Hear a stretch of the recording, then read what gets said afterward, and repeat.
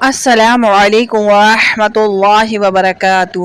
اعوذ باللہ من الشیطان الرجیم، بسم اللہ الرحمن الرحیم۔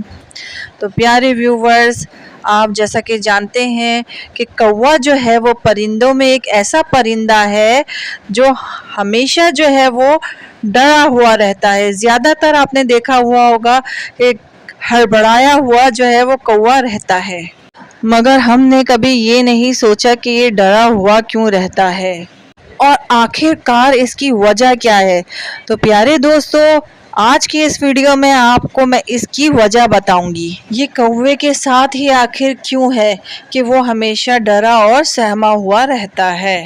کوے کی ہمیشہ ڈرے رہنے کی وجہ براہ راست طوفان نوح اور حضرت نوح علیہ السلام سے وابستہ ہے۔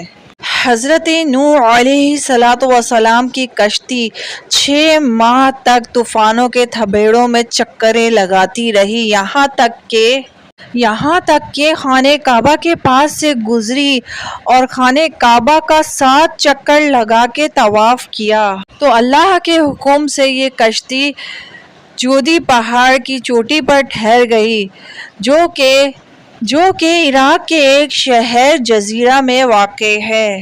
دوستو، حضرت نوح علیہ السلام نے زمین کی خبر لانے کے لیے کسی کو بھیجنے کا ارادہ فرمایا تو سب سے پہلے مرغی نے اپنا ارادہ پیش کیا کہ میں سب سے پہلے روئے زمین کی خبر لاؤں گی۔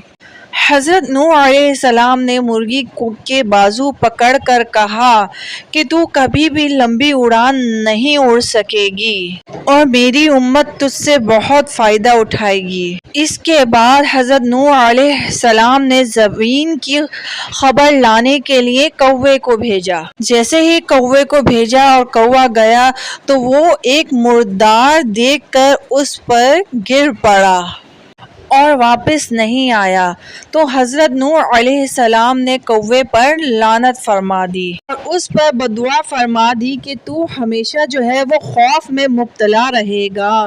دوستو، یہی وجہ ہے کہ حضرت نوح علیہ السلام کی بددعا کی وجہ سے کوا ہمیشہ ڈرا ہوا رہتا ہے۔ تو پیارے دوستو، امید ہے آپ کو ویڈیو ضرور پسند آئی ہوگی۔ اگر ویڈیو پسند آئی ہو تو نیچے ہی ریڈ کلر کا بٹن ہے سبسکرائب کا، اسے پریس کر دیں، ساتھ ہی بیل آئیکن کو بھی دبا دیں تاکہ آنے والی نئی ویڈیو آپ تک پہنچ سکے، اور میرے چینل کو سبسکرائب کریں، لائک اور شیئر کریں۔ اللہ حافظ، اللہ نگہبان۔